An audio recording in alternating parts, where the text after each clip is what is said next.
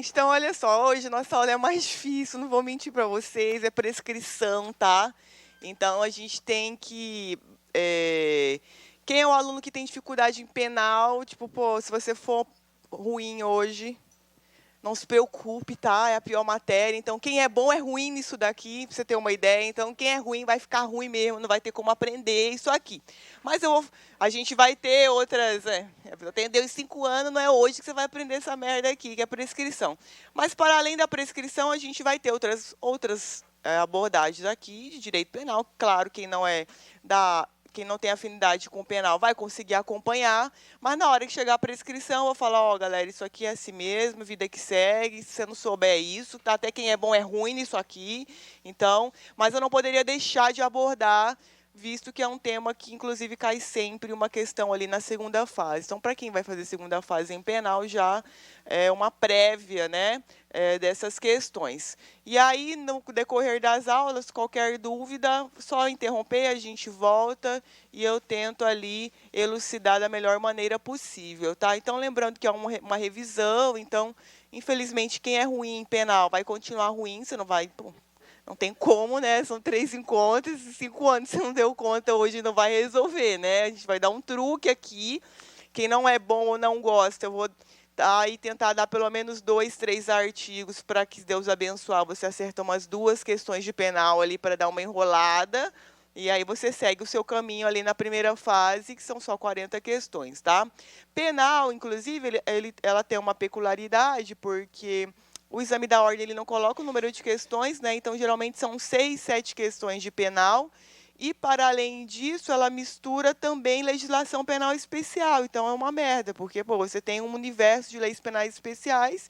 Então, às vezes, você fica ali estudando Maria da Penha, lei das organizações criminosas, lei de drogas, e aí não cai nada de lei especial. Você fala, pô, então perdi meu tempo. Literalmente foi isso. Então, quem não é do penal, não perca tempo lendo lei esparsa, nada disso. Tenta ganhar ali 1, 2 questões que provavelmente vão cair, e é isso. E quem tem afinidade, por outro lado, dá uma batida de olho na lei seca, nas leis penais especiais, mas não perca seu tempo também. Por quê? Porque são muitas leis especiais e você tem aí um mês de estudo apenas. Então, não seria prudente, já que você poderia, por exemplo, estudar mais lei seca de constitucional, porque aí são, pô, 200 artigos, em penal são, se somar leis penais especiais, são 600 artigos, então ali você ganharia em constitucional, em ética, então são questões de estratégia ali para estudar na primeira fase, tá bom? Então vamos lá, pessoal. Então, questão 1 aqui do ano passado, então a gente tem Patrícia foi a um shopping center a fim de comprar um celular para sua filha, Maria, de 10 anos, que a acompanhava. Não encontrando o modelo desejado, Patrícia saiu da loja, esclarecendo o ocorrido para a criança, que, inconformada com o fato, começou a chorar. Patrícia chamou a atenção de sua filha, que fez com que seu colega de trabalho, Henrique, que passava pelo local, a advertisse de que não deveria assim agir com a criança, iniciando uma discussão e acabando por empurrá-la contra a parede. Em razão do comportamento de Henrique, Patrícia sofre uma pequena lesão na perna. Ela efetuou o registro e a perícia confirmou a lesão. Contudo, 2 dias depois, ela compareceu à delegacia e desistiu da representação. Então, veja, né, que a criança era um demônio, aí a mãe não dá conta, né, e vê um terceiro que não sabe o que está acontecendo e vai lá surtar a pessoa, né? Se ele ficasse um dia que essa criança teria já parado no conselho. Mas, enfim. Então, a questão, a FGV, me perdoem que eu dei aula de CESP ontem, ela gosta de induzir você. Então, ela trouxe aqui desistência para você pensar, pô, desistência voluntária, alguma coisa com relação a esse instituto. Ela trouxe aqui a representação para te direcionar para a questão das ações penais públicas condicionadas à representação e, para além disso, ela citou ali um possível vínculo de afinidade, porque eram colegas de trabalho, para te induzir ali no contexto da Maria da Penha, né? Então, veja, Em razão da vítima ser do sexo feminino, o MP ofereceu denúncia contra Henrique pela prática do crime de lesão corporal no âmbito da violência doméstica e familiar contra a mulher, que está lá no 129, parágrafo 9º. Então, veja, como que funciona, pessoal? Nós temos um pacto internacional, do qual o Brasil foi signatário, e ele foi ratificado no Brasil e adentrou no nosso ordenamento via decreto, tudo certinho.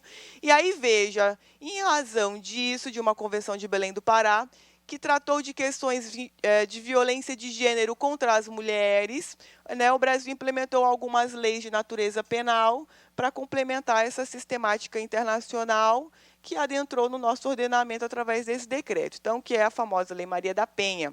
Essa lei, ela agora tem um crime só, que é a questão de descumprimento de medida protetiva, mas até então nós não tínhamos, até o ano passado a gente não tinha crime na Lei Maria da Penha, então você tinha uma situação de violência de gênero contra a mulher, né, de prevalência de relação doméstica ou de coabitação, e você não tinha crimes na Lei Maria da Penha. Na verdade, você pegava um crime do Código Penal ou da Lei Penal Especial e dava a ele um regramento mais rigoroso em razão da Lei Maria da Penha. Então, veja que a lei ela não tinha crime, na verdade, ela trazia ali uma espécie de tratamento similar à lei dos crimes hediondos. Então, né, você não tem alguns mecanismos de despenalização, suspensão condicional do processo, substituição de pena e assim vai.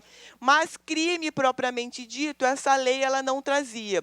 E aí, dentro dessa roupagem, o Código Penal ele operou uma mudança no homicídio para trazer lá no artigo 2º, inciso 6º e o parágrafo 2A, o crime de feminicídio, e trouxe também aqui no 129, a partir do parágrafo 9º, parágrafos com causas de aumento de pena para quando eu tiver lesão corporal no âmbito da violência doméstica e familiar. Então, são os crimes de lesão corporal, as ofensas trazidas ali à integridade física do 129, com causas de aumento de pena para quando se concretizarem no âmbito da violência doméstica. Pois bem, todo esse contexto ele é arraigado de um fator muito comum, muito simples. Eu preciso que o agente, ele em algum momento se prevaleça dessa relação de coabitação, de hospitalidade, de afinidade, para poder praticar o crime. Então, veja, não basta eu dar um soco numa pessoa porque ela é minha amiga. Eu tenho, em algum momento, que me prevalecer dessa relação de afinidade para poder ser caracterizada ali, imputada nos termos da violência doméstica. Então, aqui a questão, o que ela trouxe? Tá? Trouxe que o cara é colega de trabalho, mas veja, será que ele se prevaleceu dessa relação para empurrar a garota, a mulher? Não. Provavelmente ali, se fosse o homem tratando o filho dessa forma, ele teria empurrado da mesma forma. Então, veja que aqui não restou caracterizado a questão da violência doméstica. Não teve, porque a rigor não basta só o vínculo, não basta só uma convivência, basta que o agente se prevaleça dessa condição. Então, por exemplo, suponhamos que eu desse aula aqui uma vez por semana. Então, nós coabitamos, convivemos uma vez por semana. Então, se, por exemplo, um aluno vem aqui e me dá um cacete, se prevalecendo de uma relação de convivência, é violência doméstica. E dane-se se ele é mulher, se ele é homem que está me batendo. Basta que a pessoa tenha se prevalecido disso. Então, por exemplo, se eu tenho lesões corporais entre irmãos em casa, é Maria da Penha? Depende. Marido e mulher é Maria da Penha? Depende. Ele se prevaleceu em algum momento? Então, você pega aí. Suponhamos que ontem tiveram aula com o Stanley, ele fosse casado com a Gabi Garcia, que é uma mulher do MMA, que ela mata qualquer pessoa, ela é fatal, essa mulher. Então, veja, se lá, porventura, o Stanley foi ali, deu um empurrão na Gabi Garcia, com certeza não foi violência doméstica. Essa mulher, ela espanca ele em 30 segundos. Então, veja, não quer dizer que porque a mulher apanhou em casa do marido que foi violência doméstica. Mas é claro, 99,9% dos casos na prática é isso, tanto que a lei foi criada por isso. Mas para fins de questão de prova, ok? A gente tem que ficar atento com esses detalhes, como é esse o caso aqui.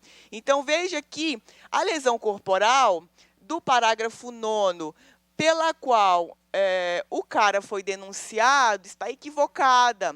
No parágrafo 9º, no parágrafo 10º e no parágrafo 11º, quem estiver com código aí vai acompanhar, você tem ali simplesmente causas de aumento de pena. Então, por exemplo, se eu pratico uma lesão corporal de natureza leve, que é o parágrafo 9º, contra uma mulher, me prevalecendo de uma relação de coabitação, eu tenho uma causa de aumento de 1/3.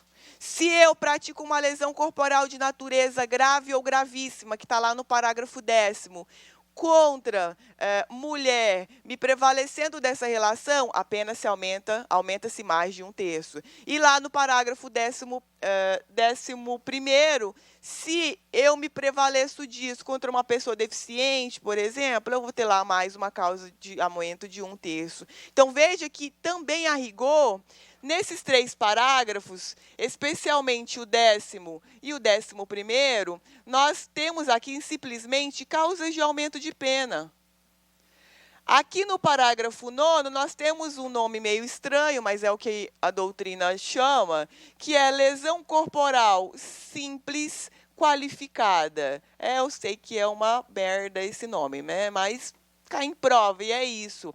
Porque, veja, no parágrafo 9º, você vai ver assim, se a lesão é leve, a pena é de tanto a tanto. Então, você tem ali ainda uma pena cominada de detenção. Então, assim, gente, quem não traz código fica boiando na minha aula, que eu falo o artigo de cabeça. Alguns eu até trago aqui, mas esse mesmo, como não é aqui, estou explanando. Então, assim, eu recomendo trazer para você acompanhar e já criar uma afinidade com o seu material, até porque na segunda fase você vai trabalhar com ele. Então, para criar uma afinidade. Então, veja, no parágrafo 9º, você tem lá a pena cominada, detenção, que é uma pena um pouco maior do que aquela que é cominada no 129 caput.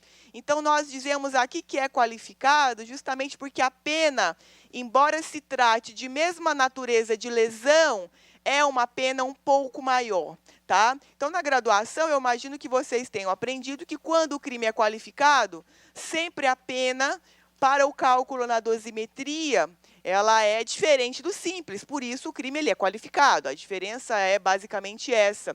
Mas aqui, veja, você tem uma pena para uma lesão que é simples, mas como ela é maior do que aquela pena que está lá no caput, você chama isso de qualificado. Então, é muito estranho a sonoridade, porque é contra tudo que a gente estudou. Mas é isso, o legislativo ele vai lá e muda toda a ciência jurídica, basicamente. Então, veja que não é o caso disso daqui. Então, como ela simplesmente lesionou a perna, e veja que o crime de lesões corporais, ele é um crime que trata, no seu parágrafo 1º e 2º, sobre gravidade de lesões. Então, eu tenho, por exemplo, o bem jurídico tutelado na lesão corporal é a integridade física. Então, aqui na integridade física, eu teria no caput a lesão corporal simples. Aqui no parágrafo 1º, a lesão corporal grave. No parágrafo 2º, a lesão corporal gravíssima. No parágrafo 3º, a lesão corporal seguida de morte. E aí, a partir do 4º, você tem causas de aumento, lesão corporal culposa, perdão judicial, e aí a gente entra no 9º, 10º, 11º, violência doméstica, e 12º, quando é uma lesão em razão da função que o agente público ele recebe. Mas depois a gente vai ter uma oportunidade de falar sobre isso. Mas, veja, esses 3 parágrafos, eles trazem gradações de lesões. Sempre que a ofensa à integridade física, ela não se encaixar nesses fatores, ela é simples, ela é uma lesão leve, ok? A lesão corporal leve, ela é uma lesão que exige representação. Então, ela é uma ação penal pública condicionada à representação, ok? E aí, veja, na grave, gravíssima e seguida de morte, em não conseguindo preencher as gradações, eu sempre caio na lesão simples. Então, veja, ela machucou a perna. Então, ficou lá com calombo na perna, sei lá, alguma coisa assim. Veja, calombo na perna não é nenhuma forma qualificada. Então, logo, a lesão ela é de natureza simples. Então, ela, portanto, ela depende de representação, tá? Então, veja que a questão, ela quis trazer confusão para você. Por quê?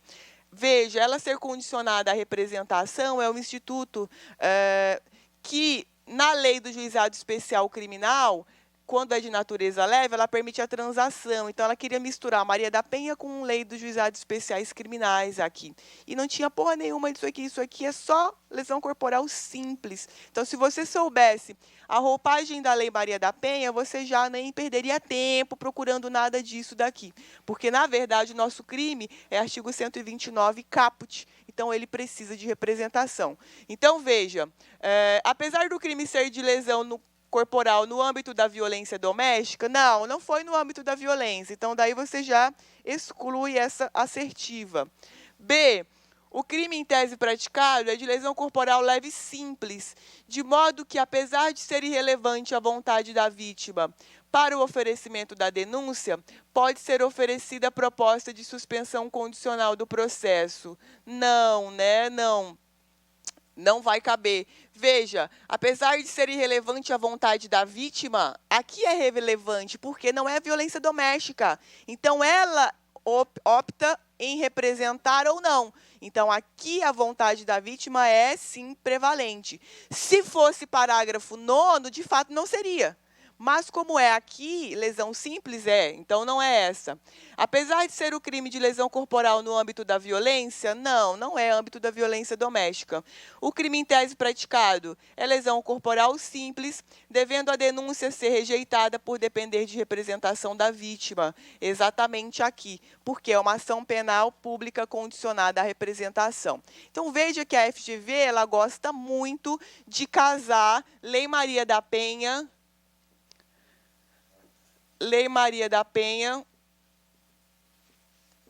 com a Lei 9.099/95. Tá? Então, muito cuidado. Professor, eu sei só essa Lei Maria da Penha. Então, não adianta, porque ela traz os dois, então você vai errar. Você tem que saber as duas, tá? Então, se você quiser ganhar uma questão, então você estude as duas leis cumuladas, porque sempre ela trabalha dentro desse vácuo aqui da questão da representação, ação penal, para você ser induzido a erro, tá? Então, esse é o gabarito aqui da nossa questão. Tudo bem, gente? Alguma dúvida? Professor, eu não entendi nada, meu Deus. O que eu fiquei fazendo 5 anos? Professor vagabundo, não me deu aula. É isso, gente. Você vai ler a merda da lei e vai levar para a prova. E marcar e pronto. Depois, questão 2. Bruna compareceu à delegacia e narrou que foi vítima de um crime de ameaça. Delito esse de ação penal pública condicionada à representação, que teria sido praticado por seu marido Rui. Viu? Adora violência doméstica. Ama. Em situação de violência doméstica e familiar. Então, veja, a questão ela já disse que foi violência doméstica. Na outra, não. Ela deixou no ar e aí, se você não tivesse ali pianinho na matéria, você já ia rodar na questão. Aqui não, aqui ela já trouxe, olha, foi violência doméstica. Disse ainda ter interesse que seu marido fosse responsabilizado criminalmente. O procedimento foi encaminhado ao MP, que ofereceu denúncia em face de Rui pela prática do crime de ameaça, nos termos da Lei 11.340, que é a Lei Maria da Penha. Então, vamos lá. Bruna, porém, comparece à delegacia antes do recebimento da denúncia e afirma não mais ter interesse na responsabilização penal de seu marido, com quem continua convivendo. Posteriormente, Bruna e Rui procuram um advogado e informam sobre o novo comparecimento de Bruna à delegacia. Considerando as informações, o advogado deverá esclarecer que... Então, veja, o que acontece? Aqui foi violência doméstica. Então, nesse caso aqui, a retratação da Bruna, ela é irrelevante, porque ela só pode ser realizada em uma audiência designada só para isso. Então, não adianta ela ir lá e falar, reatei, eu não quero mais. Vai ser designada uma audiência, e lá na audiência, perante o juiz, na presença do MP, o ofensor e o magistrado, é que ela vai falar, não, eu quero me retratar. Então, veja que aqui nós já ficaríamos na alternativa A. A retratação de Bruna, a retratação do quê? Ao direito de representação, perante a autoridade policial, até o momento, é irrelevante e não poderá ser buscada a proposta de suspensão condicional. Suspensão condicional é um instituto despenalizador, que está na Lei 9.099. Como que funciona ele? Todos os crimes cuja pena máxima não exceda 2 anos, seja detenção ou reclusão, eles são processados e julgados no rito lá do Juizado Especial Criminal. Então, como que funciona? Primeiro, lá no GCRIM, eu não tenho inquérito policial, eu tenho um termo circunstanciado de ocorrência. Então, se a pessoa ela praticou qualquer crime, por exemplo, e ela é surpreendida em um estado de flagrância, e esse crime, a pena máxima não excede a 2 anos, então você ameaçou uma pessoa na rua, você é conduzido até a delegacia, e lá o delegado ele não pode lavrar um APF contra você, que é um auto de prisão em flagrante. Lembrando que o flagrante ele é um procedimento, ele não é um ato isolado. Então, quando a pessoa ela é surpreendida na via pública e ela vai para a delegacia, aquilo ali é uma condução coercitiva. Por que coercitiva? Porque ela é conduzida contra a vontade dela. Lá na delegacia, diante dos fatos, se é um crime cuja pena máxima não excede a 2 anos, o delegado ele vai instaurar um termo circunstanciado de ocorrência. E aí, dentro desse termo, vai ser designada uma audiência em que a pessoa ela vai se comprometer a comparecer a todos os atos do processo, inclusive no GCRIM. Então, veja que lá no GCRIM vai ter uma audiência de conciliação para qualquer crime cuja pena máxima não exceda 2 anos, e aí veja, fez lá uma composição civil, bom, aceitou uma grana porque eu xinguei a pessoa, ameacei, nesse caso, essa composição civil, ela extingue a punibilidade. Me comprometi a dar um sacolão. Veja, quando eu transaciono no GCRIM, não quer dizer que eu estou dizendo, fui eu, realmente, não estou confessando. O GCRIM, ele tenta extinguir ali ou, pelo menos, evitar que se nasça uma futura ação penal. Então, veja, eu não ameacei o fulano, mas tudo bem, eu vou dar um sacolão e morre aqui. Então, veja, a nossa transação ela vai extinguir a minha punibilidade e eu não vou ter uma ação penal. Agora, por exemplo, ameacei uma pessoa, vou na delegacia, faço de louca lá.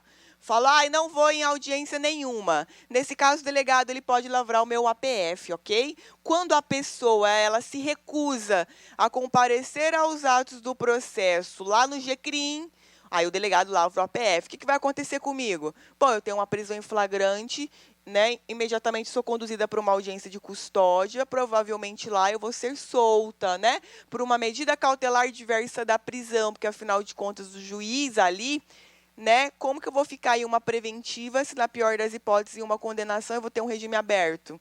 Porque eu tenho uma pena ali que não excede a 2 anos, então não tem cabimento. Então, é óbvio que se eu me negar de ir nessa audiência do GCRIM, o delegado ele vai lavrar um auto de prisão em flagrante, mas em razão da audiência de custódia, com certeza no dia seguinte eu vou ser liberada ali com uma medida cautelar diversa da prisão, tá? Então, basicamente, esse é o rito do procedimento sumaríssimo. É um pouco de processo penal, mas aqui está influenciando na nossa matéria, então a gente já vai ver. E aí, veja, o crime de ameaça, que é o objeto do nosso estudo, ele diz que ele é um crime cuja ação penal se processa mediante representação.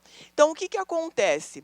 Alguns crimes do Código Penal, quando ele quer indicar para nós que se cuida de uma ação penal privada ou pública condicionada à representação, ele mesmo traz. Então, no caso da ameaça, vai olhar no parágrafo único, está lá, esse crime se procede mediante representação. Agora, veja, lesão corporal leve, isso não está lá na lesão corporal. A ação penal da lesão corporal leve, ela é uma viabilidade trazida pela lei do GCRIM. E aí, o que acontece? Como a Lei Maria da Penha veda a aplicação do GCRIM, A gente não tem essa condicionante na ameaça da Maria da Penha. Por isso que o crime de ameaça da Maria da Penha é incondicionada. Não é por conta da lei que tornou o crime incondicionada. É porque, quando entrou em vigor a Lei 9.099/90, ela disse assim, olha, lesão corporal culposa e lesão corporal leve se processa mediante representação. Então, ela trouxe um instituto despenalizador que não era do 129. Ela foi lá e interferiu no que não era do assunto dela. E aí veio a Lei Maria da Penha e falou, olha, 9.099 não aplica. Então, logo, o instituto despenalizador da 9.099, você não vai aplicar, inclusive a questão da representação da ameaça. Então, por isso que a ameaça na Maria da Penha é incondicionada. Não é por nada mais além disso. Agora, enquanto que a ameaça, ela traz no seu parágrafo único a questão da representação, aí tudo bem. Então, ela continua sendo condicionada à representação, porque não foi um benefício trazido por uma lei especial que é bloqueada pela Lei Maria da Penha, como no caso da ameaça. Tudo bem? Conseguiram? É bem aqui que a FGV bate, só sobre esses dois crimes, lesão corporal leve e ameaça, ok? Então, veja que a Bruna, ela pode se retratar, mas, veja, na audiência, e também nós não temos uma suspensão condicional do processo, já que é um instituto trazido pela Lei 9.099/95/90, esqueci agora, tá bom? Então, olha lá. As outras, naturalmente, que não serão, né? Então, a retratação da Bruna perante a autoridade não é válida. Não cabe retratação do direito de representação após o oferecimento, não. Isso é feito em audiência, tá? Não cabe retratação do direito de representação nos crimes do âmbito de violência, cabe. Ameaça é um exemplo que cabe. Estupro, antigamente, cabia, lembra? Então, a gente teve agora, em dezembro, novembro, uma lei nova, todos os crimes sexuais são de ação penal pública incondicionada, mas até ano passado não era. Então, o estupro do 213, na Maria da Penha, tinha representação. Por quê? Porque era o próprio 213 que condicionava a representação. Então, nós tínhamos uma dicotomia. Ameaça e estupro, a mulher vítima de violência doméstica tinha que representar, enquanto que o outro crime, lesão corporal leve, não tinha. Por quê? Porque a lesão corporal leve era um benefício trazido por uma lei que é bloqueada pela Lei Maria da Penha. Então, sempre só cai isso quando a FGV quer cobrar esse tema, e todo ano ela cobra. Esse ano não vai ser diferente. Tudo bem, pessoal? Então, nós temos aqui a súmula 536. A suspensão condicional do processo e a transação penal não se aplicam nas hipóteses de delitos sujeitos ao rito da Lei Maria da Penha.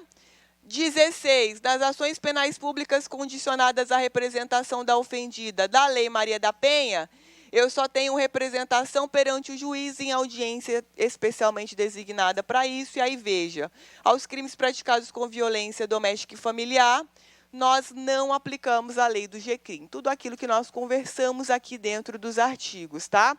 Então, só para recapitular, ameaça, a gente tem o quê? Ação penal pública condicionada ou incondicionada, quando é Maria da Penha? Exatamente, a ameaça é condicionada. Por quê? Porque a condicionante da representação vem no próprio artigo 129. Então, é óbvio que vai precisar.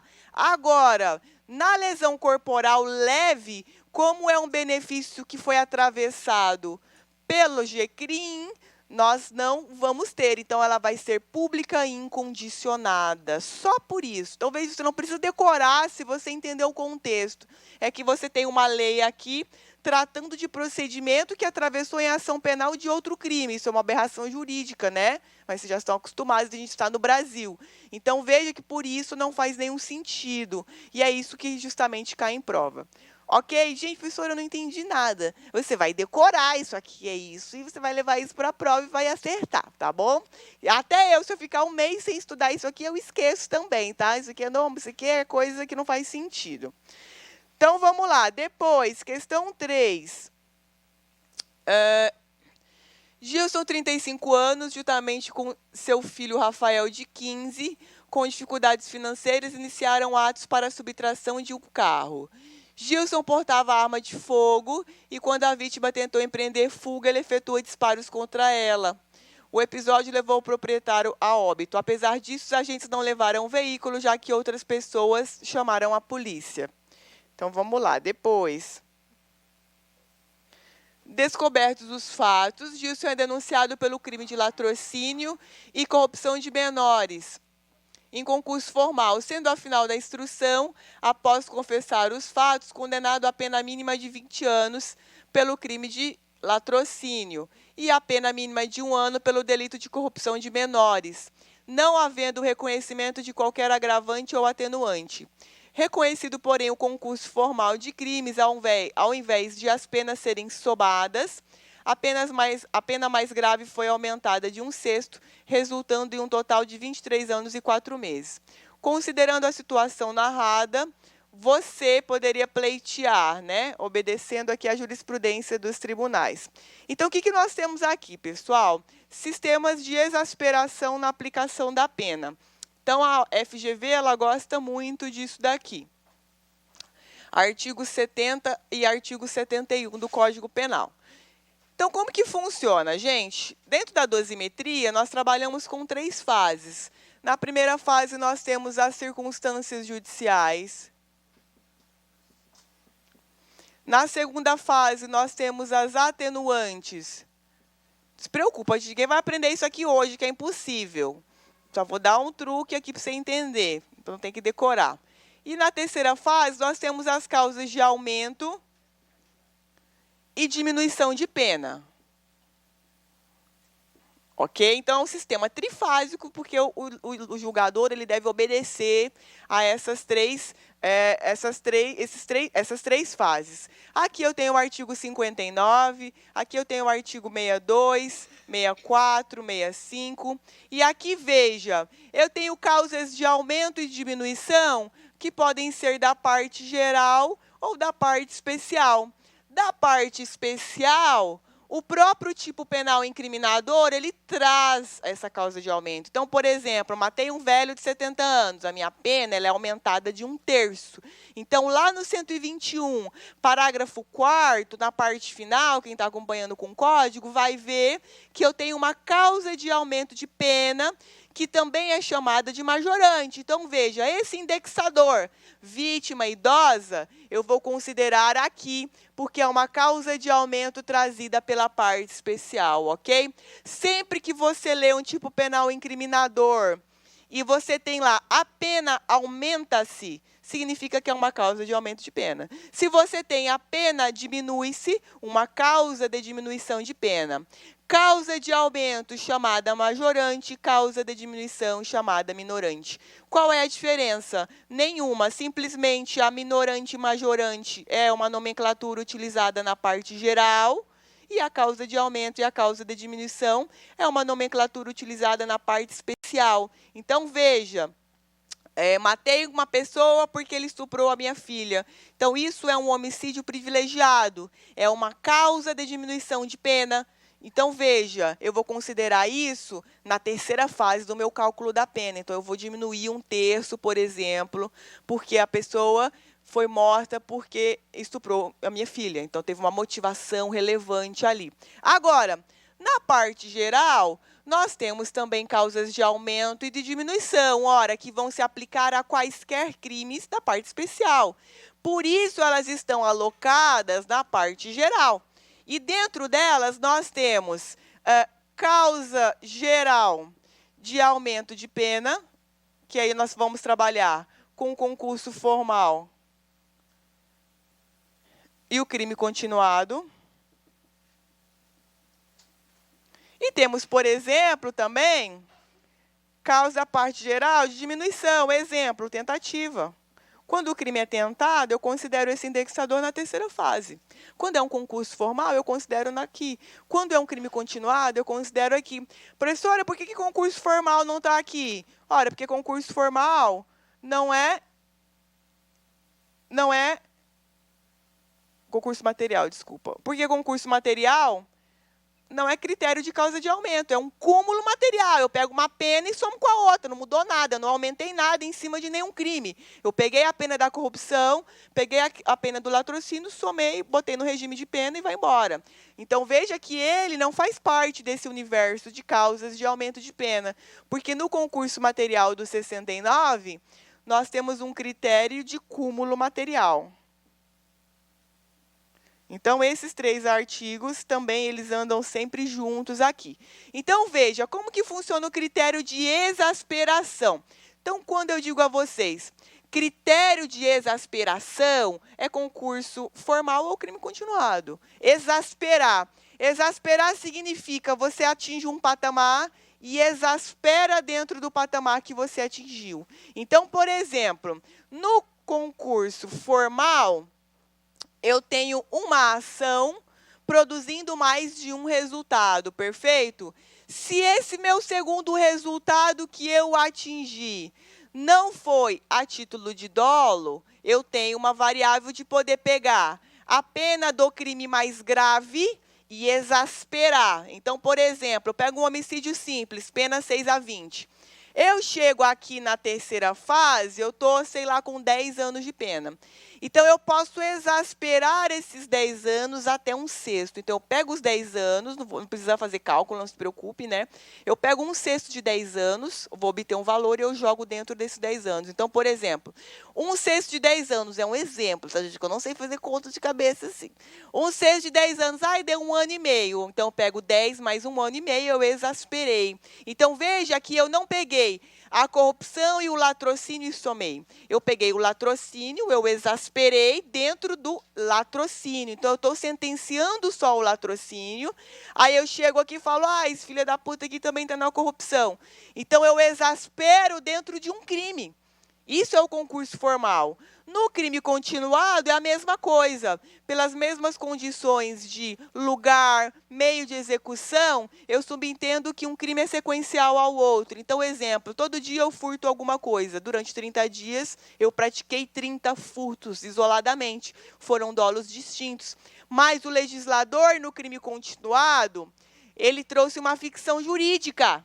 Então, eu respondo por um crime de furto e eu exaspero essa pena até a metade. A gente tem lá a fração certinha, daqui a pouco a gente vai ver. Até a metade, por exemplo, em um crime só, ok? Então, veja que no concurso formal e no crime continuado, nós trabalhamos com esse critério de exasperação. No concurso formal, eu pego a pena do crime mais grave, porque são crimes diferentes, ok? Se forem crimes iguais, é crime continuado. Então, essa é a diferença. Quando eu tenho crimes iguais, no crime continuado, que é o requisito do crime continuado, então não é assim, eu roubei hoje, matei amanhã, roubei hoje, matei amanhã. Não, pô, você roubou todo dia ou você matou todo dia. São crimes iguais. Eu pego o crime e trabalho com a pena desse crime isolado. No concurso formal, não. Eu tenho mais de um crime, naturezas diversas, e aí eu pego a pena do crime mais grave e trabalho dentro dela. Agora, é óbvio que o juiz, na hora do cálculo, antes do cálculo, ele fundamenta a decisão judicial, perfeito? Então, é claro que ele vai justificar a autoria e a materialidade da corrupção de menores, é óbvio. Isso aqui é um benefício que ele vai colocar no final da sentença dele. Então, ele vai colocar assim, do latrocínio, autoria comprovada, materialidade comprovada, corrupção de menores, autoria comprovada, materialidade comprovada.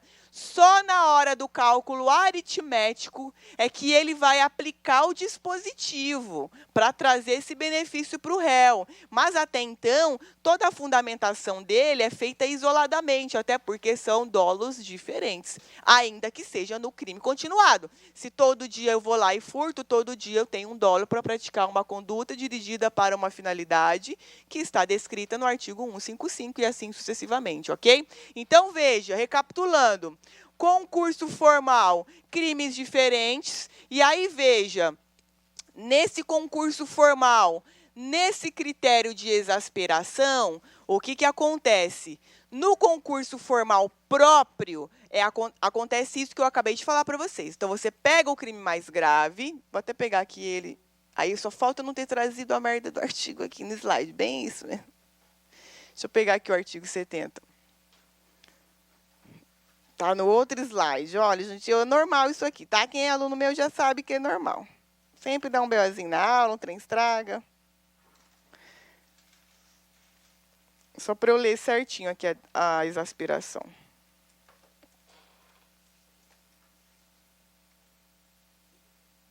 Depois edita aí, tá, a edição. Quem não parece eu, o aluno fala, nossa, professora é incrível, sabe tudo decorado.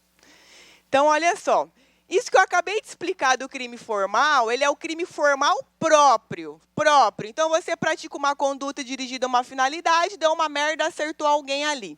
Quando eu pratico um concurso formal, mas na minha conduta eu tenho dolos distintos, isso é chamado de desígnios autônomos, que é chamado de concurso formal impróprio. E em direito penal, tudo que é chamado de impróprio é porque não é aquilo lá, senão seria o nome, concorda? Então, por exemplo, roubo impróprio. A rigor não é roubo, mas eu tenho um tratamento jurídico como se fosse. Na verdade, é um furto que a pessoa depois teve que empregar uma violência ali.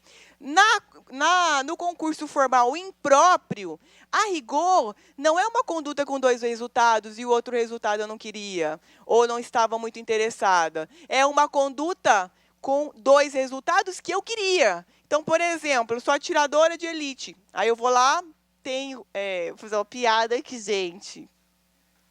Tá lá o Stanley e o Kleber numa moto, meia-noite. Então, eu vou lá e falo, ai, meu Deus, vai matar. Então, eu dou um tiro, primeiro no Stanley, que a cabeça do Kleber vai tirar todo o impacto, não chega, né? Então, eu queria matar os dois, o Stanley está na frente.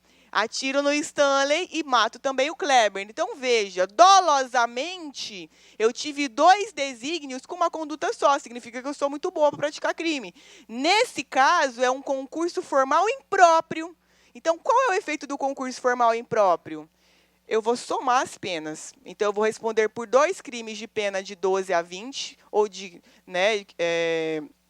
ou qualificado, e vou somar um cúmulo material. Então, na culpa imprópria, eu tenho o mesmo efeito jurídico do que o 69. É a mesma coisa que culpa imprópria.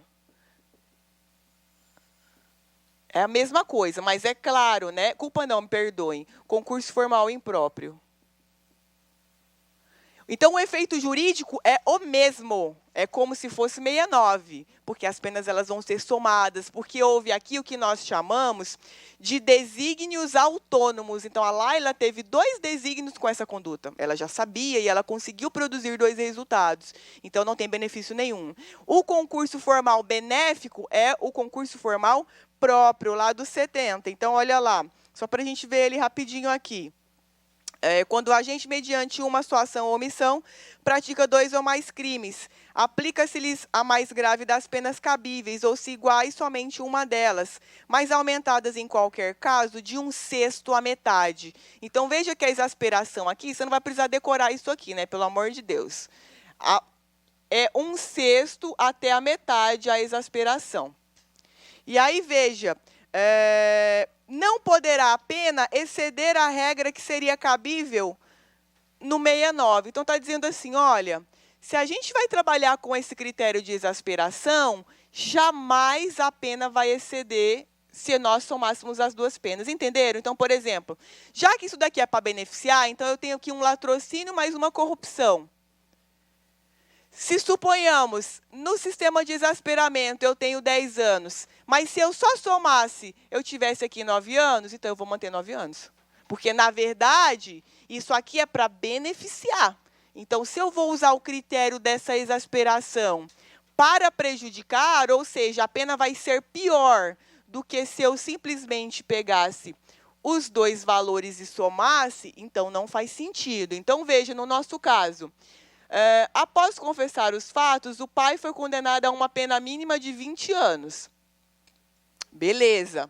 Aí vem lá, e a pena mínima de 1 ano por conta da corrupção de menores. Então, ele tem 21 anos de pena. Houve aqui, né, uma soma. Reconhecido, porém, o concurso formal de crimes, ao invés de as penas serem somadas, a pena mais grave foi aumentada de 1/6. Olha, não me queira saber quanto que vai dar isso aqui. Um sexto de 20 anos, vamos ver aqui, mais ou menos. 20 por 6 dá uns 3 anos e alguma coisinha, né? 3 anos e alguma coisinha aqui.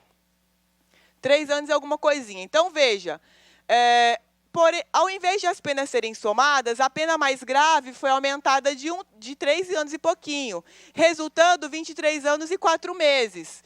Então, veja, no critério da exasperação, isso aqui fudeu com ele, porque ele ganhou 3 anos e meio, enquanto que se ele tivesse no 69, ia dar 21. Então, a questão ela queria justamente o parágrafo único do artigo 70. Então, veja, considerando a situação, você como advogado vai fazer o quê? Bom, você vai dizer, cara, não, eu não quero a exasperação, deixa no concurso material mesmo, que é mais benéfico, tá? Então, a questão ela queria isso. Achei bem elaborada, que se a pessoa não soubesse mesmo o penal, não teria como acertar. Teria como só chutar mesmo e rezar. Então, vamos lá, nessas condições.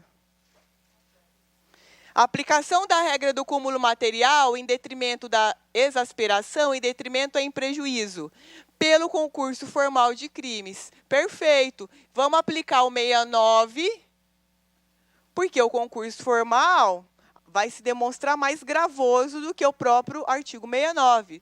Depois, a aplicação da pena intermediária abaixo do mínimo. Isso aqui envolveu a aplicação da pena, não tem nada a ver uma coisa com a outra. O reconhecimento da modalidade tentada do latrocínio não é tentado, né? O latrocínio é um crime que, se eu tenho morte no contexto da subtração, ele é sempre consumado. Depois a gente vai falar dele. O afastamento da condenação por corrupção pela natureza material. Não, também nada a ver uma coisa com a outra, tá? A corrupção de menores ele é um crime formal. Então, você tem lá um adolescente ou uma criança que é bandida já, mas você vai praticar o crime com ela, você está no crime de corrupção. Ainda que você não tenha corrompido, porque ela já era corrompida pelo sistema, dane-se, você está no crime do 244 do ECA, tá? Então, o crime de corrupção, ele não tem natureza material, ele tem uma natureza formal. Tudo bem, pessoal? Alguma dúvida? Quem não entendeu nada, não se preocupe, tá, gente? Isso aqui é mais pesadinho um pouco. Vamos ver se vai ter alguma coisa legal aqui. Nossa Senhora, essa daqui... Se eu responder ela sozinha daqui 3 dias, acho que eu não acerto. Mentira, gente.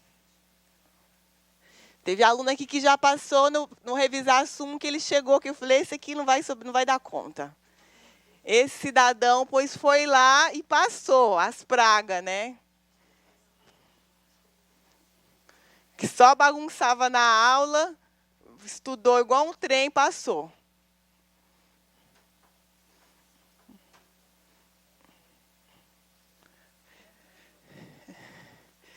Então, vamos lá, gente. Esse daqui, deixa eu ver se é prescrição. Bem light para gente. É bem light isso aqui.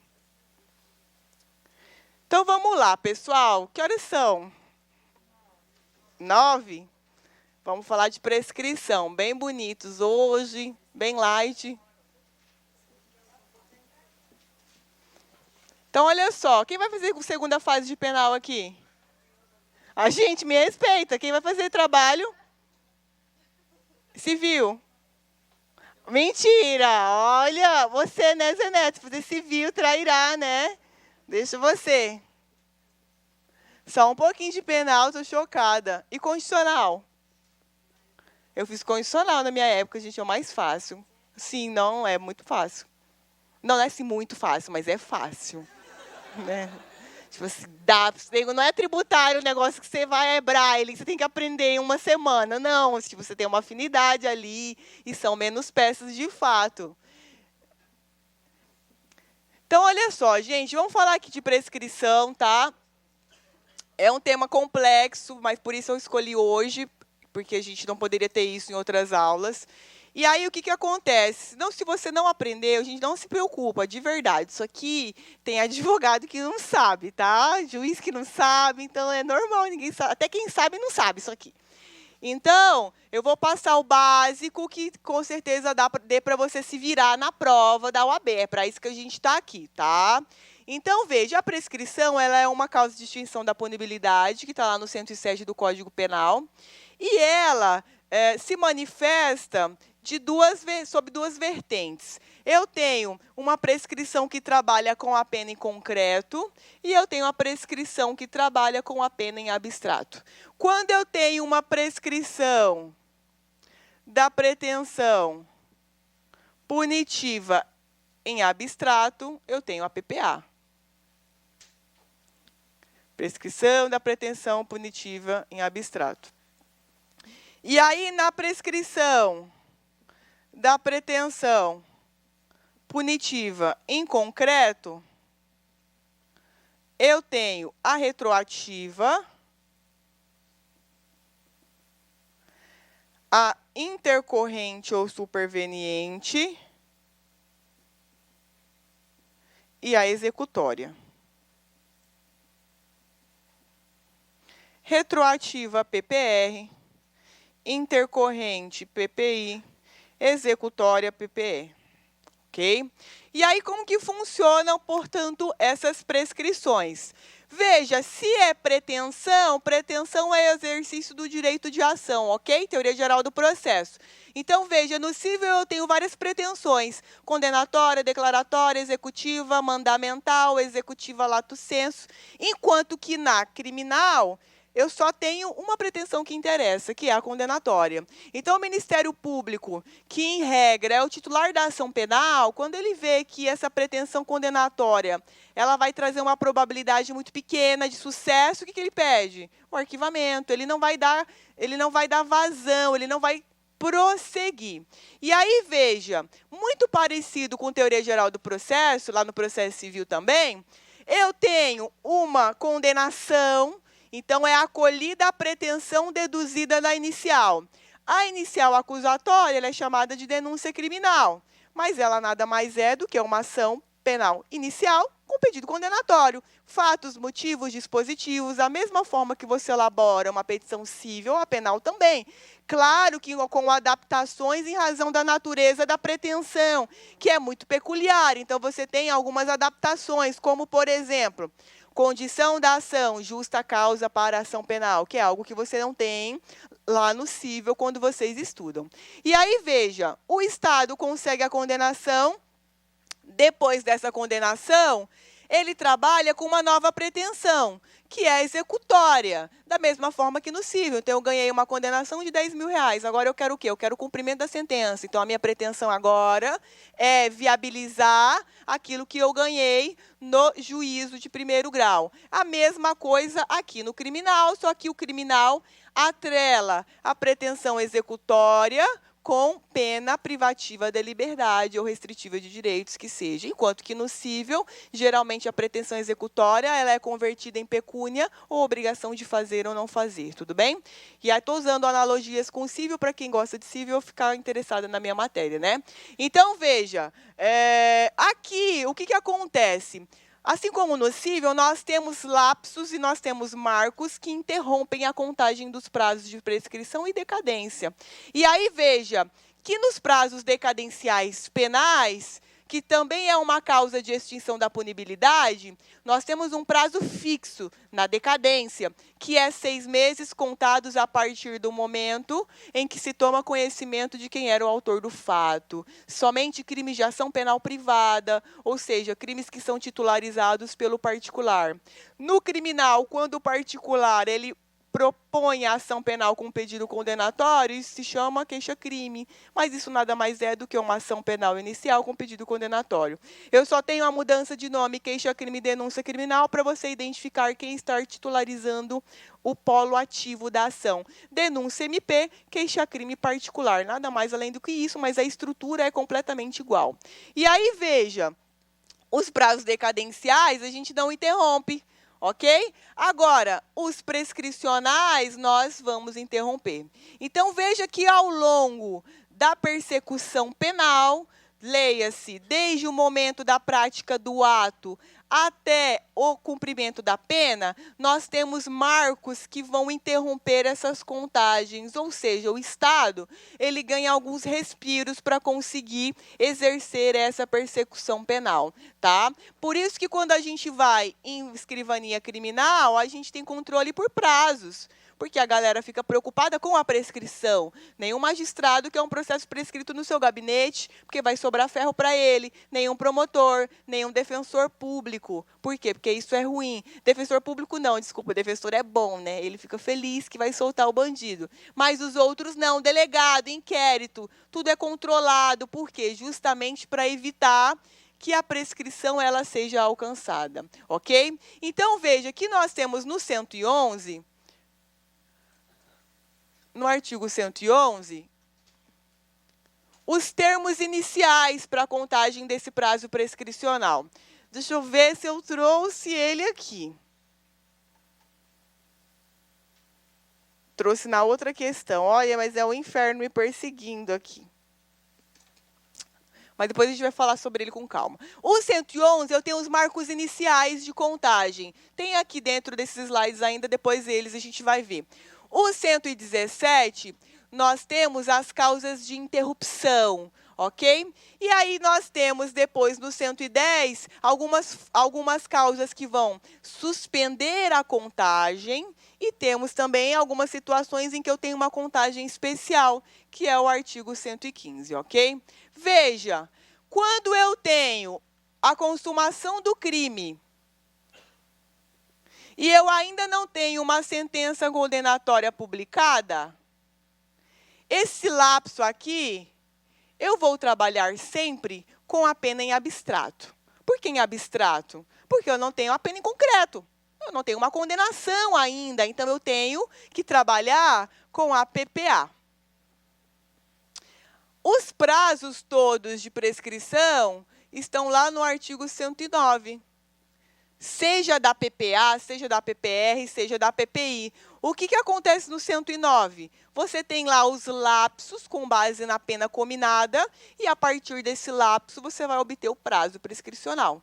Então, por exemplo, crime de homicídio, prescrição 20 anos. Então, veja, a prescrição dele em abstrato é 20 anos. Então, se a pessoa matou alguém e ela ainda não foi condenada em uma sentença penal publicada, eu tenho dentro desses marcos que vão atravessar essa fase de investigação, essa fase de denúncia, de instrução, eu tenho aqui marcos que vão trabalhar 20 anos aqui dentro, 20 anos aqui dentro, 20 anos aqui dentro. E aí, veja, alcancei um marco que interrompe. Suponhamos que eu tinha 8 anos de processo. Ele zera, porque é uma interrupção. Então, o tempo todo o Estado ele vai buscando esses respiros para conseguir evitar essa extinção da punibilidade. Então, vamos ver aqui no nosso caso. No dia 15 de abril, João, nascido em 18 de maio de 91, foi preso em flagrante pela prática do crime de furto simples. Então, veja, 15 de abril de 2011. 15 de 4 de 2011, o crime ele foi consumado, correto?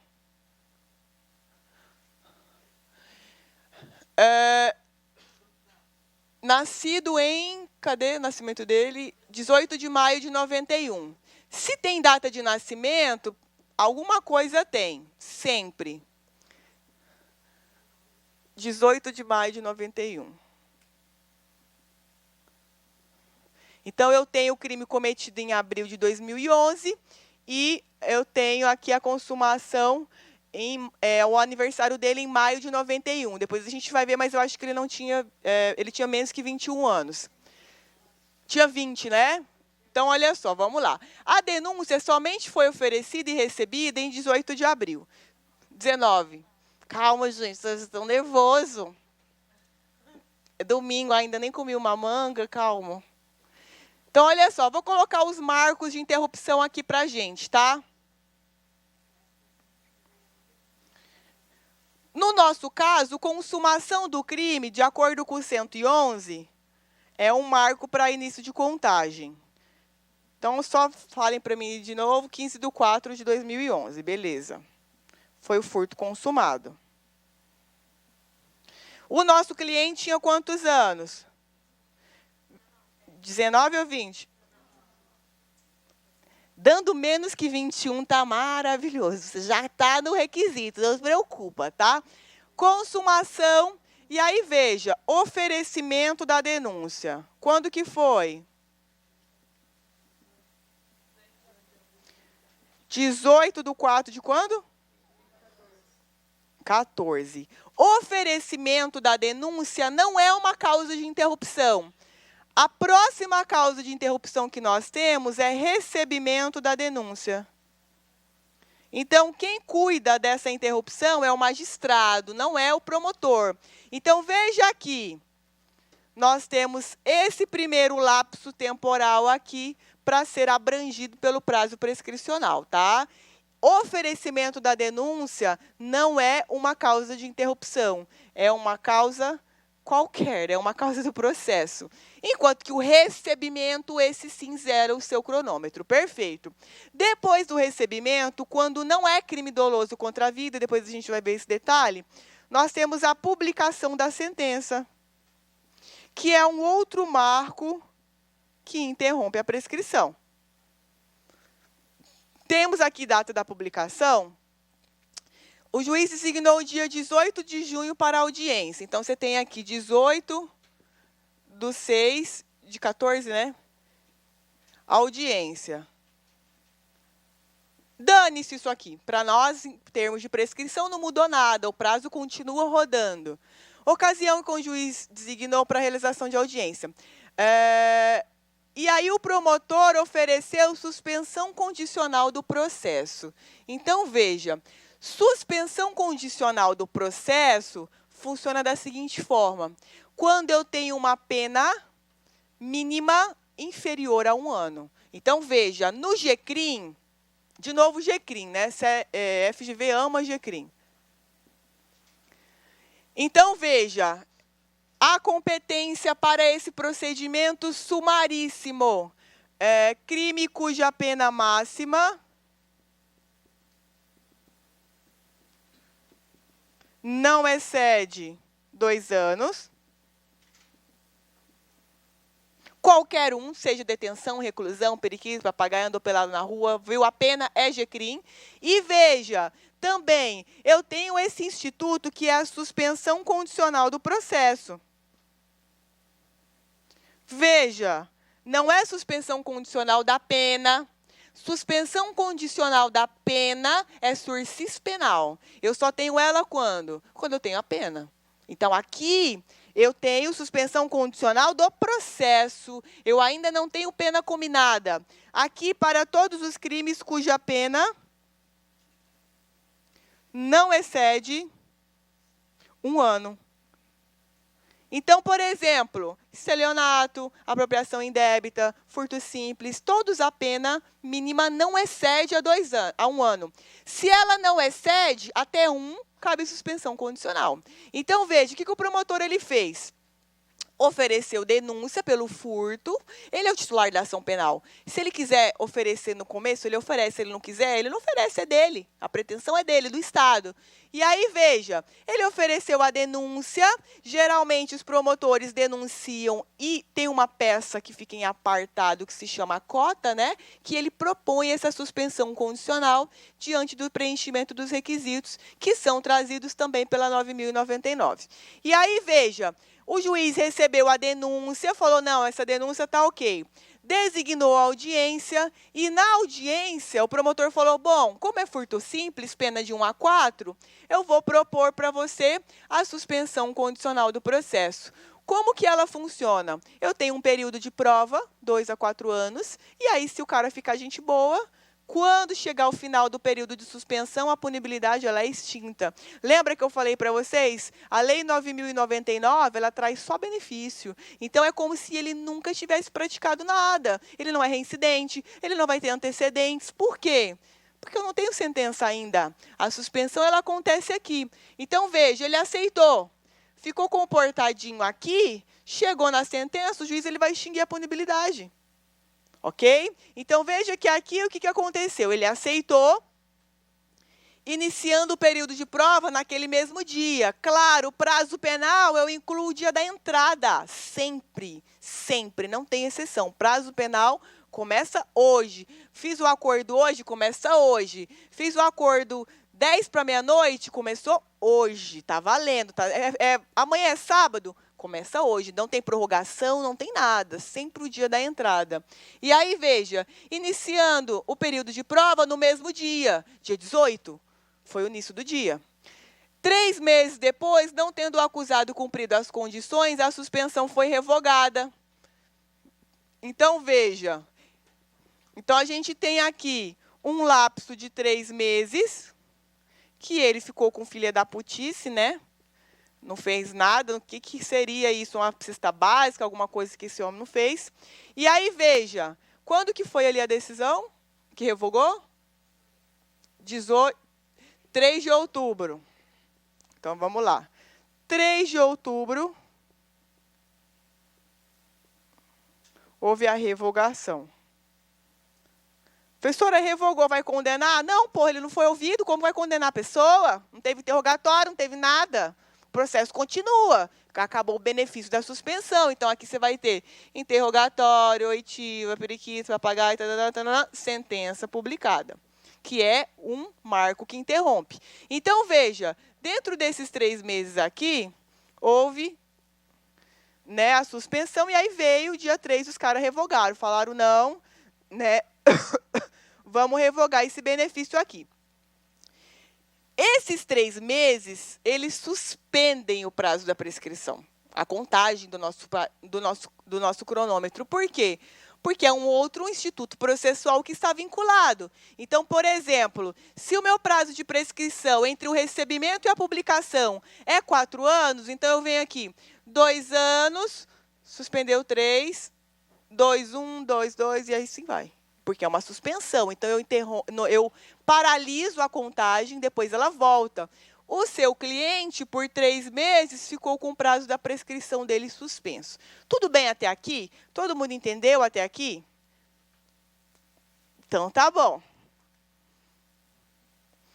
Ao final da fase instrutória, a pretensão punitiva foi acolhida, sendo aplicada ao acusado a pena de 1 ano de reclusão em regime aberto, substituída por restritiva de direitos. Então, quando que foi? Publicada em 19 de maio de 2016.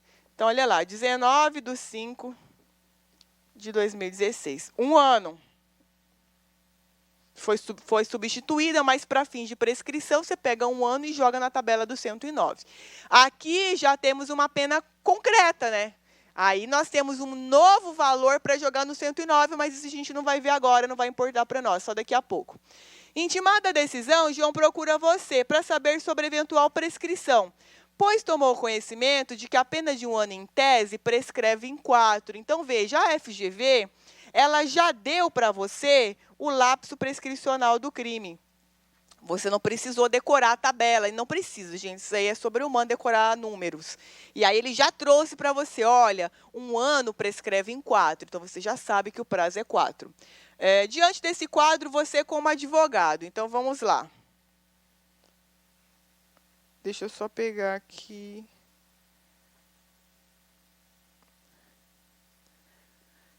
Então, veja, o que nós vamos ter que procurar aqui? A questão, ela quer que você veja se houve ou não prescrição. Ela já te deu um prazo de 4 anos. Então, só melhorar aqui para não ficar tão engarrão. Minha letra é tão linda, né? Só para ficar menos poluído aqui. Então, olha só, a gente teve aqui a audiência, a suspensão, não se comportou, e aqui eu tenho uma publicação da sentença. Mudou nada, né? Porque eu apaguei, mas tudo bem. Então, olha só. Esse aqui é um primeiro marco de interrupção, ok? O segundo marco é entre recebimento e publicação. Então, veja, entre a consumação e o recebimento, eu tenho quanto tempo? Aqui, eu não tenho a data do recebimento, tenho? Então, é óbvio que ele não quer essa prescrição, porque ele não trouxe data de recebimento. Então, diz que recebeu, interrompeu, mas ele não trouxe esse detalhe para nós. Como que eu vou trabalhar esse marco até esse, se eu não tenho data do recebimento? Então, é óbvio que não prescreveu por nenhuma. A questão está te enrolando tudo e não tem prescrição. Como que você vai contar? Você não tem a data, diz que foi recebida, mas tá, quando foi recebida? Não tem. Então, como que eu vou contar o marco se eu não tenho datas? Mas só para a gente entender. Não, mas eu acho que tem data, gente, não é possível. Não, a denúncia recebida. No mesmo dia? Tô vendo que está errado isso aqui, gente. É no mesmo dia, mas que estranho. Nunca que isso acontece, mas tudo bem. Incrível, o judiciário trabalhou muito aqui. Agora faz sentido. Então, veja, eu tenho aqui 18 de abril e eu tenho a consumação 15/4. A nossa pena do furto simples é 4 anos, ok? Como a gente não tem obrigação de decorar a tabela do 109 para saber em quanto tempo prescreve em 4, nós não vamos trabalhar com essa prescrição. Quando eu não tenho uma sentença publicada, nós trabalhamos com essa PPA. Então, o que você vai fazer? Você pega a pena máxima que é aplicada para esse crime e você joga na tabela do 109. Então, você pega 4 anos, que é em abstrato, porque como que eu vou contar os marcos se eu não tenho pena em concreto? Então, é óbvio que eu vou trabalhar com a pior variável, que é a pena máxima. Então, eu pego 4 anos e jogo na tabela do 109. 4 anos, salvo engano, prescreve em 8. Alguém está aí com a tabela? É 8? 8 ou 12? A pessoa já está velha, não decora mais nada. É 8, né? Hipoteticamente, é 8. E aí, veja, entre 2011 e 2014, não deu 8. Então, eu não tive PPA. Entre 2014 e 2016, eu também não tive 8, ok? Mas lembrem-se, bom, eu estou aqui 14, né? Bom, cheguei aqui no 14 de abril, maio, junho, julho, agosto, setembro, outubro. Então, deu 6 meses aqui, suspendeu 3 meses, lembra? E aí eu volto do 6º mês aqui para ir atrás do meu prazo de 8 anos, porque a suspensão, ela provoca a suspensão da contagem. Então, veja, também eu não tive aqui 8 anos, entre 14 e 16. Mas, veja, aqui que é a publicação da sentença, eu tive uma nova zeragem do meu prazo. Só que agora eu tenho uma pena em concreto. E a FGV deu para nós a prescrição. Então, é óbvio que na sua prova você não ia procurar a PPA. Eu falei dela aqui porque a gente está aprendendo, falando sobre ela. Mas se a banca já te deu o prazo prescricional, é com esse prazo que você vai trabalhar. Essa prescrição, depois da PPA, nós temos a prescrição retroativa. Lembra que eu falei para vocês? Então, veja, a prescrição retroativa, ela é contada da sentença publicada até o primeiro marco do recebimento da denúncia. Por isso, ela é retroativa. Então, você na PPA vem da consumação para frente, publicou a sentença. Eu tenho um efeito aqui que é chamado trânsito em julgado, que depois eu vou falar sobre ele. Eu consigo pegar o prazo da pena em concreto, então eu pego esse 1 ano, jogo na tabela do 109 e obtenho os 4 anos, e aí eu pego esse marco e vou retroagir somente até o recebimento da denúncia. Então, veja aqui, o nosso cliente tinha quantos anos na época dos fatos? Então, a minha contagem é pela metade. Então, veja, de acordo com o 115, quando a pessoa tem até 21 anos na data do fato, esses 4 anos aqui, eles são 2.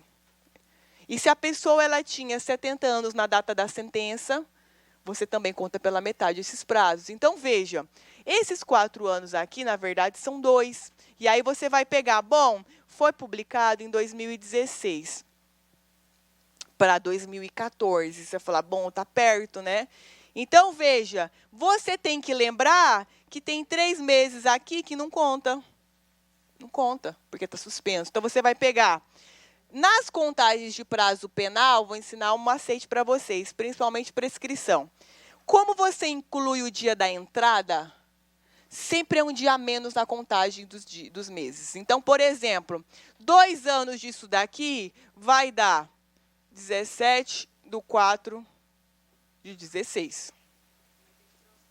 Mas tem que tirar os 3 meses. Então, veja, 2 anos sem os 3 meses, que a gente não fez ainda, seria 17/4/16, concordam? Mas veja, eu tenho 3 meses aqui.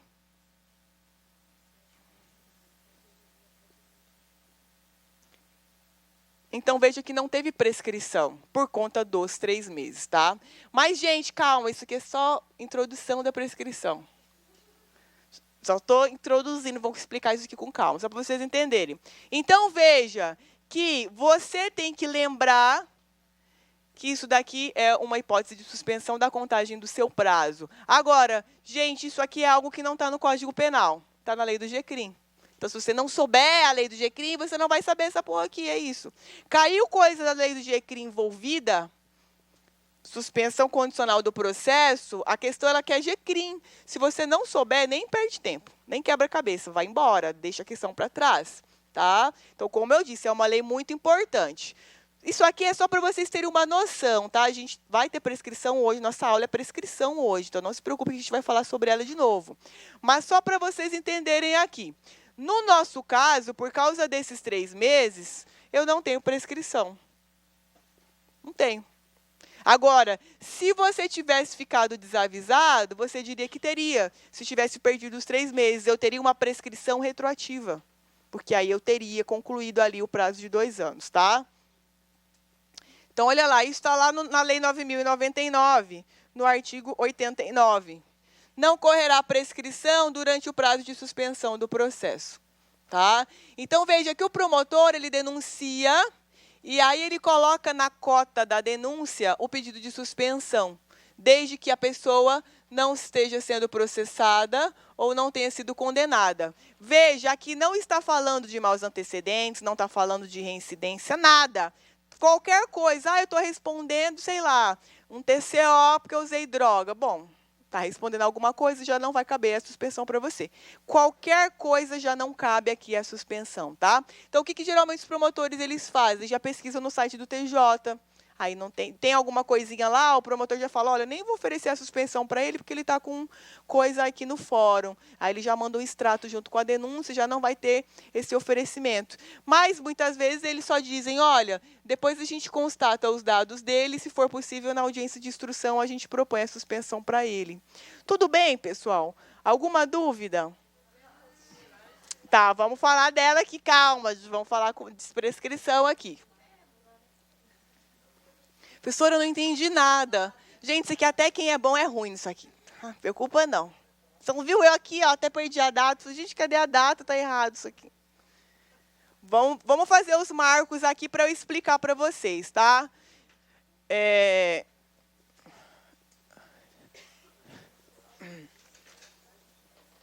Que horas que é o intervalo aqui, domingo?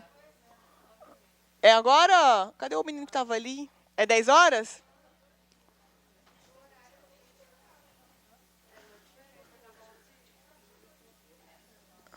Gente, direto quer matar eu, né?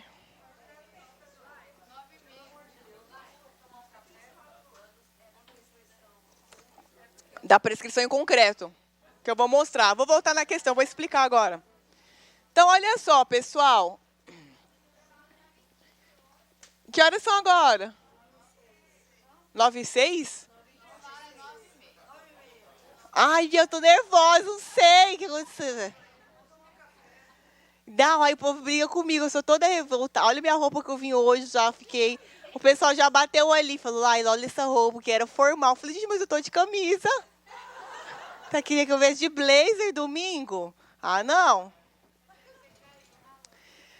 Faz o intervalo lá, eu vou só colocar os marcos aqui da interrupção, tá? Pode ir.